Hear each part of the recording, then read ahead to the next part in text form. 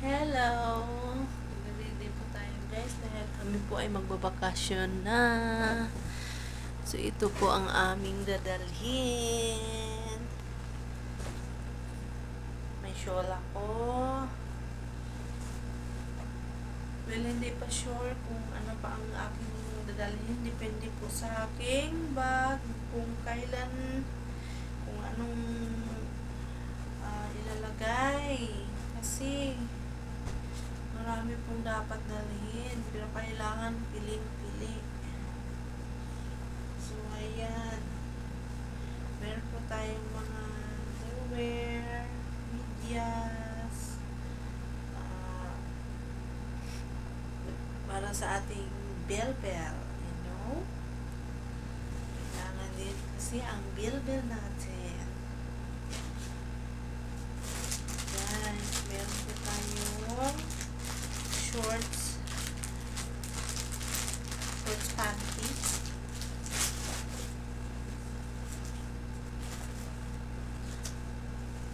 Yan. So, i-arrange na po natin ito para ready na po.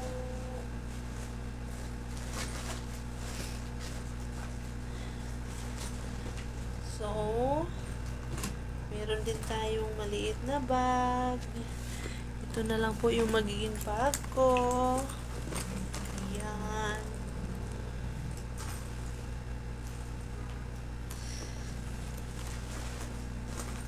So, diba? Kaya, ang laman po ng ating bag ay mga anik-anik. Pa-beauty products. Ayan po. Small lang siya.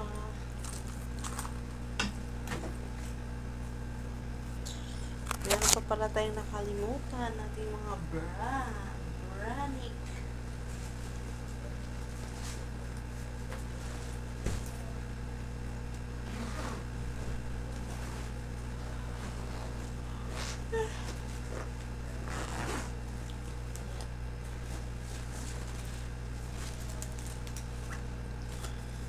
Sample. Ganyan.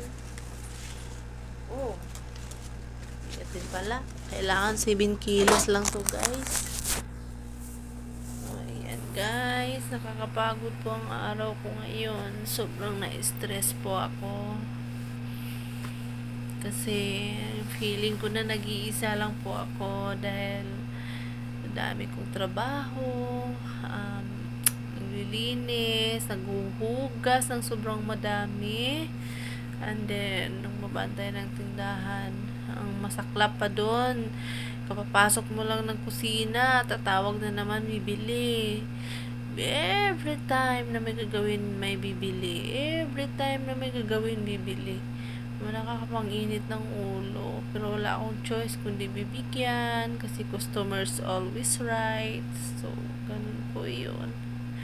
So, ang nangyari, umalsa yung high blood ko, yung dugo ko, high blood ako.